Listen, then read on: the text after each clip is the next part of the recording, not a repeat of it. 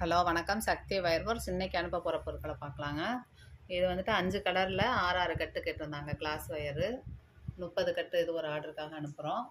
இது பார்த்தீங்கன்னா multi colour பாசி 1/2 கிலோ, 2 மெரூன் கலர் வயரு, குமிழ் 2 டஜன். இது ஒரு ஆர்டருக்காக அனுப்புகிறோம்.